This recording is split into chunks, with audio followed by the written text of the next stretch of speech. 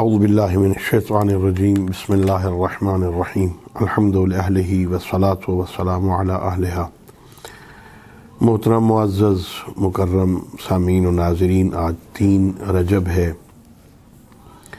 ہمارے 10ویں امام علی نقی علیہ السلام کا یوم شہادت ہے۔ میں آپ تمام مومنین کی خدمت میں ان کی شہادت پر تعزیت اور تسلیت عرض کرتا ہوں۔ امام علی نقی علیہ السلام امام محمد تقی علیہ السلام کے فرزند اور حضرت امام حسن عسکری علیہ السلام کے والد بزرگوار ہیں۔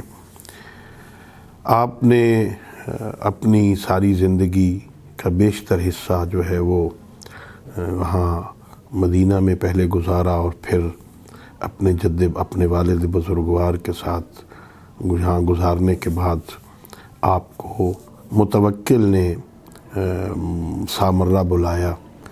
آپ وہاں تشریف لے گئے۔ آپ 2 دفعہ آپ کو وہاں بلایا گیا تھا اور آپ کو اذیتوں میں رکھا گیا۔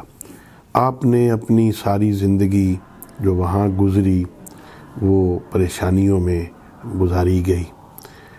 آپ کے ساتھ لوگوں کو ملنے سے منع کیا جاتا تھا۔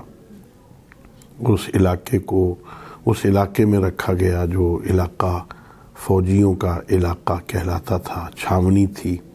اسی وجہ سے امام حسن عسکری علیہ السلام کا تو لقب ہی عسکری ہو گیا۔ اسی وجہ سے وہیں رہتے تھے، لوگوں کا آنا جانا مشکل ہوتا تھا۔ تنگ اور تاریک قید خانوں میں آپ کو اذیتیں دی گئیں، اور اس اذیتوں میں زندگی گزارتے ہوئے آپ 3 رجب کو اس دنیا سے تشریف لے گئے۔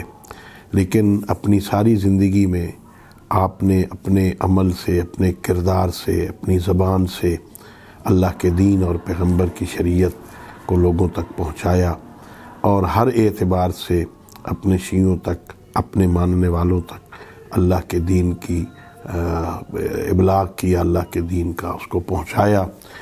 کسی طرح لوگوں تک حق پہنچے، اور اس سلسلے میں کسی بھی مشکل سے آپ گھبرائے نہیں ہیں۔